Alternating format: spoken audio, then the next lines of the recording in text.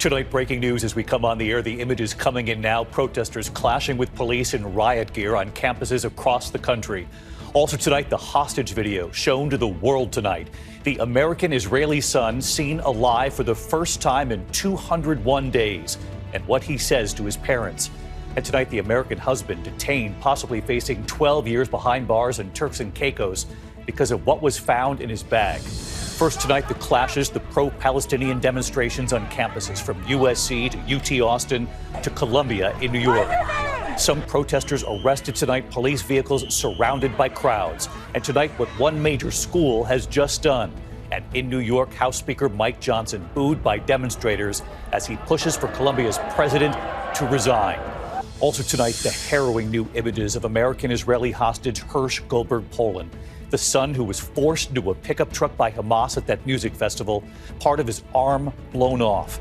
Tonight, for the first time in more than 200 days, his parents see him alive and what their son says to them. The Senate overnight passing the aid package for both Israel and for Ukraine. President Biden tonight signing it after many Republicans in the House tried to block it. And tonight we learned the U.S. had already sent long-range missiles to Ukraine, already in use tonight in the fight against Russia. For the first time since overturning Roe versus Wade, the justices at the Supreme Court now hearing arguments about Idaho's near-total abortion ban. What happens in a medical emergency if a woman in desperate need seeks help in the ER? The revealing comments tonight from the justices at the court today. Tonight, the American tourist, the husband and father, arrested in Turks and Caicos, possibly facing more than a decade in prison after a discovery in his carry-on. He says it was an accident. Tonight, you'll hear from him right here. Tonight, the major turn less than a month after the deadly collapse of the Francis Scott Key Bridge in Baltimore. The exclusive right here tonight. Terry Moran flying over the site, and you'll see what starts tomorrow. We're tracking severe storms across several states, two systems hitting back to back. The alarming scene on the streets of London. Look at this, horses breaking free, running in the streets. If you're flying this summer, the new rules tonight, the refunds the airlines will owe you if your flight is canceled, will go down the list. And the incredible rescue seen by millions, strangers pulling over one after the other, racing into the danger. It is America Strong. From ABC News World Headquarters in New York, this is World News Tonight with David Muir. Good evening, and it's great to have you with us here on a very busy Wednesday night. The harrowing hostage video released tonight. The 24-year-old American-Israeli son seen alive for the first time in 201 days, and what he says to his parents. But we begin tonight with the tension spreading across college campuses amid demonstrations over the Israel-Hamas war. At USC in Los Angeles tonight, a peaceful march protesting the war in Gaza, then turning into a chaotic scene. Police removing tents, soon scuffling with protesters. The campus entrances have been closed tonight. Students must now show an ID to get on campus. At the University of Texas in Austin, state troopers in riot gear, some on horseback, moving in. Several arrests tonight. And at Columbia in New York, the university giving protesters who set up those tents until tomorrow night to leave. Late today here in New York, House Speaker Mike Johnson with Republican lawmakers booed by protesters calling on Columbia's president to resign. A tense scene on so many campuses tonight. ABC's Matt Gutman leading us off at USC. Tonight, pro-Palestinian protests over the war in Gaza erupting across this country and tearing college campuses apart. At USC in Los Angeles, police clashing with protesters after taking down their tents and signs, trying to force their way through the crowd. Some of the protesters pushed to the ground, then others surrounding this campus police car. Several hundred protesters have been here for at least 4 hours at this point. But as they've been chanting behind us, this cordon of security that we've been seeing has gotten closer and closer. At the University of Texas in Austin, a crackdown from state police in riot gear using bikes and horses to push back that sea of students occupying a mall. Officers arresting more than 20 people. It's a mess. It's very chaotic. UT officials saying they will not allow this campus to be taken. It comes as students at Harvard and Brown today set up new encampments in solidarity with protesters at more than a dozen other colleges. Students demanding their school divest from companies that profit from Israel's war in Gaza. We're not okay with our tuition, our money going towards genocide. We want the university to divest from death. At Columbia University, ground zero for this new wave of protests. The U.S. Speaker of the House, Mike Johnson, greeted with boos from the crowd as he called for the university president to resign after meeting with Jewish students who say they'd been targeted on campus. A growing number of students have chanted in support of terrorists. They have chased down Jewish students. They have mocked them and reviled them. They have shouted racial epithets. We are Hamas! Some Jewish students pointing to videos like this one, a woman in front of pro-Israel protesters with a sign reading Al-Qassam's next target, a reference to Hamas's military wing. Our Lindsay Davis interviewing House Speaker Mike Johnson. There are more than 24 senators that as you know, at this point, who have said that they feel it's time for the federal government to intervene. Do you think that that's a good use of federal resources? Listen, desperate times call for desperate measures. If they don't get control of this very quickly, this president of this university issued a demand last night that was not heeded. It was ignored. And now they want to give more grace and allow the students time to, govern and control themselves. This needs to be stamped out.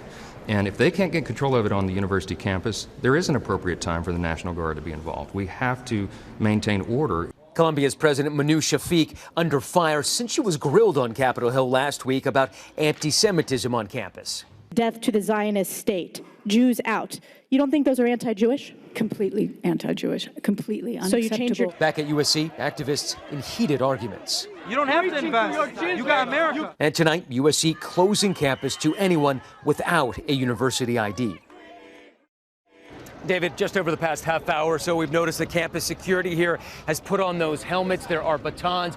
The LAPD is just outside the gates of the school, as is the LA Fire Department. And Speaker Johnson today saying that he will speak personally with President Biden, asking him to put a stop to these protests across the country, even using the National Guard if necessary, David. Matt Gupman live in Los Angeles, a familiar scene across this country tonight. Matt, thank you. We turn now to the harrowing new images of American-Israeli hostage Hersh Goldberg-Polin, the son who was forced into the back of that pickup truck by Hamas at that music festival. Part of his arm had been blown off. Tonight, for the first time in 201 days, his parents seeing their son alive in this video put out by Hamas. What he says to his parents in that video, and tonight those brave parents who we have followed for some time here, and their new message to their son. Tom Soufi-Burridge in Israel. They were the images that horrified the world. A 23-year-old American-Israeli hostage, Hersh Goldberg-Polin, being pushed into the back of a pickup truck by Hamas terrorists. Hersh's parents, originally from Chicago, have fought to get their son home from day one, finding the last known photo of him in a shelter at that music festival that came under attack. Hamas terrorists throwing grenades into that small shelter. They believe their son's arm was blown off. Tonight, 201 days after the attack, the world now seeing Hersh Goldberg-Polin alive. In a video put out by Hamas, he is speaking in Hebrew. Hersh Goldberg-Polin. Hersh sitting upright, his hair shaved and missing part of that left arm. My name is Rachel. Tonight, Hersh's parents, John and Rachel, releasing their own statement, clearly relieved that their son is still alive. Seeing a video of Hersh today is overwhelming. We're relieved to see him alive, but we are also concerned about his health and well-being. Those parents have said it is okay to get this hostage video of their son out in front of the world. He can be heard saying, "I am the son of Jonathan and Rachel. I was born in California." And he says, quote, "One last thing, and more important than anything, Mum, Dad, Libby, Orly, I love you very much. I miss you very much. And I think of you every day that I'm here. I need you to stay strong for me and not stop fighting." If Hersh only knew what his parents have done to get him home since those first days of the attack. Sitting down with David, telling us about the last 2 text messages from their son. There were 2 messages in a row at 8:11. The first one said, "I love you," and the second one said, "I'm sorry." So I immediately knew something terrible had happened. I tried immediately to call him, and it rang and rang and rang. I wrote, "Are you okay?" No answer. "Are you okay? Let me know you're okay." And so that's the last time we heard from him, was at 8:11 Saturday morning. The fact that he didn't just say, "I love you," but that he said, "I'm sorry," I took immediately to be that he knew we were going to be in tremendous pain or worry or crisis, because it made no sense. We will never forget what that mother told David about the anguish. We are every person's nightmare. That's who we are. Anyone who's a parent, anyone who is a mother or has a mother can imagine what I'm going through. Tonight here in Israel, demonstrators demanding Prime Minister Benjamin Netanyahu do something to get him and the other hostages home. This movement says the cry of Hersh is the cry of all of the hostages. And they say time to get them out is running out. And tonight, that mother who has shown the world her strength, hoping her son stays strong too. Hersh, if you can hear this, we heard your voice today for the first time in 201 days. And if you can hear us, I am telling you, we are telling you, we love you, stay strong, survive. And David, when I met Rachel and John last month, I asked them what it would mean to get Hersh home. And they said there aren't enough words in every language, but they would be filled with gratitude. David? Gratitude. That struck me as well. 201 days before seeing their son alive. Tom, thank you. Back here in the U.S. tonight, the Senate overnight passing the aid package for Israel and for Ukraine. President Biden tonight signing it into law. And this evening we learned the U.S. had already sent long-range missiles to Ukraine, in use already. Here's Selina Wang. Tonight, as President Biden signs that multi-billion-dollar foreign aid package, the White House confirming the U.S. secretly shipped Ukraine long-range missiles, known as ATACMS, for the first time as the war-torn country fights back Russia. Those powerful missiles, which could travel up to 186 miles and were long sought after by President Zelensky, first used by Ukraine last week for an attack on Crimea and again near Berdyansk. Will more long-range ATACMS be sent to Ukraine as part of this $60 billion aid package? We will send more. I'm not going to get into specific numbers for operational reasons. The president today saying the U.S. is immediately sending this desperately needed aid. I'm making sure the shipments start right away. In the next few hours, we're going to begin sending in equipment to Ukraine for air defense munitions, for artillery, for rocket systems, and armored vehicles. The law also sending $26 billion to Israel and $8 billion to Taiwan. Tonight, Biden praising Democrats and Republicans for pushing through this deal approved by the Senate overnight, after months of some House Republicans railing against aid for Ukraine. It's going to make America safer. It's going to make the world safer. And David, that law also includes an ultimatum for TikTok's parent company: either sell the app in a year or get banned in the U.S. David? Selina Wang at the White House. Selina, thank you. For the first time since overturning Roe versus Wade, the justices at the Supreme Court today hearing arguments about Idaho's near total abortion ban. What happens if a woman in desperate need seeks help in the ER? Here's Rachel Scott. Tonight, for the first time since overturning Roe versus Wade, the Supreme Court weighing the impact of one of the new state abortion bans. Whether hospitals in Idaho, which has a near total ban, can refuse to provide abortions in an emergency if the health of a woman is at serious risk. If a woman comes to an emergency room facing a grave threat to her health, but she isn't yet facing death, doctors either have to delay treatment and allow her condition to materially deteriorate, or they're airlifting her out of the state so she can get the emergency care that she needs. The Justice Department today arguing that if a woman's health is at risk, federal law mandates that they receive emergency care, even if that means an abortion. The liberal justices on the court, all women, making it clear Idaho is putting doctors and patients in untenable positions. Within these rare cases, there's a significant number where the woman is, her life is not in peril, but she's going to lose her reproductive organs. But many of the conservative justices on the court seemed inclined to support Idaho's position. Justice Samuel Alito noting the federal law mandating emergency care also cites a responsibility to an unborn child. The statute imposes on the hospital a duty to the woman, certainly, and also a duty to the child.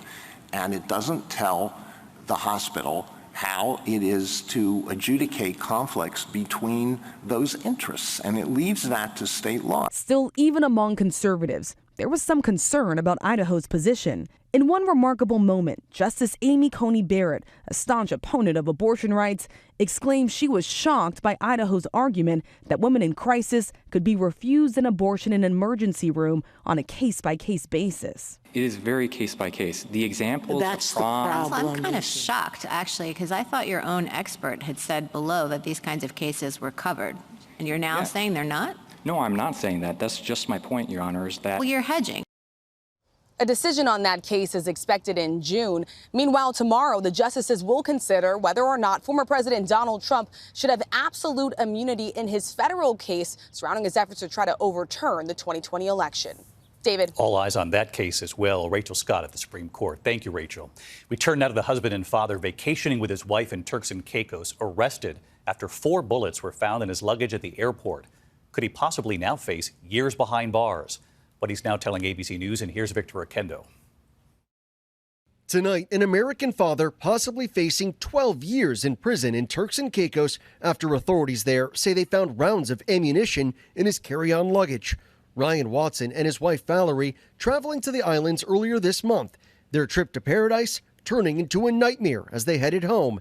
Their bag flagged by airport security. We had no idea that there was anything alarming. And then they pull out a little tiny Ziploc bag, and it had something gold in it. Valerie telling ABC affiliate KOCO that inside were 4 bullets. I looked at Ryan and I said, what are those? And he was like, I think those are my hunting, like deer hunting bullets. And that's the bag he uses for weekend trips. And he took it on a hunting trip in the fall. They were charged with possession of ammunition, their passports confiscated. But I just hope that they know that at the end of the day, this was an accident. After 11 days, authorities dropping the charges against Valerie, allowing her to return home to Oklahoma. Just yesterday, reuniting with her 2 young children. Watson is now out on bail. He has to check in with police twice weekly, and his next hearing not until June. David? Victor Oquendo tonight. Victor, thank you. We turn now to the ABC News exclusive. Tonight, the major turning point at the site of that deadly bridge collapse in Baltimore. Terry Moran flying over the site tonight, and what begins there tomorrow. Tonight, less than a month after the cargo ship Dolly demolished the Francis Scott Key Bridge, a major milestone. Crews working day and night have now cleared a shipping channel deep enough to reopen the Port of Baltimore to 80% of the vessel traffic it handled before the disaster. We traveled by Black Hawk helicopter with Secretary of the Army Christine Wormuth and General Scott Spellman, head of the Army Corps of Engineers, for a close-up view of the progress at the bridge. It still takes your breath away. When we were at the bridge 3 weeks ago, tangled steel trusses jutted above the waterline for hundreds of yards. Now, almost all of that is gone. And starting tomorrow, everything from cruise ships to car carriers and other vital cargo can start moving through here. Reopening this channel is about, getting $100 billion worth of economic activity for the country turned back on again. The next big challenge here is that piece. That's 5,000 tons of steel resting on the ship. That's the equivalent of 12 fully loaded Air Force Ones. General Spellman telling me the Army has a plan to get that steel off the Dolly safely. We're going to take that off with pressure cutting, small explosive charges, and we're going to cut that into manageable pieces. It's going to roll right into the river.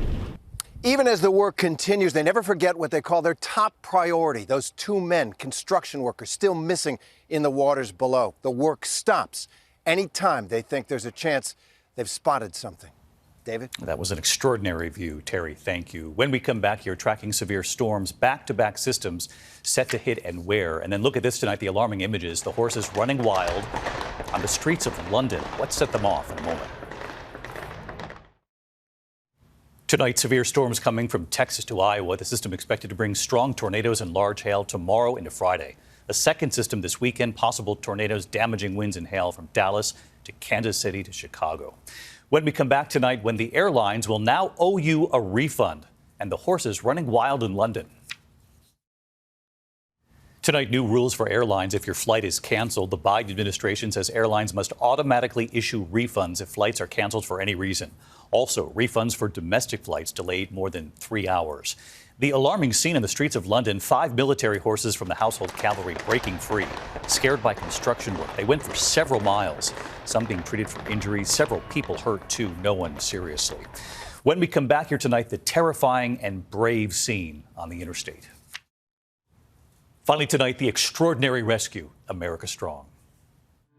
Tonight in St. Paul, Minnesota, Interstate 94, the incredible rescue now seen by millions.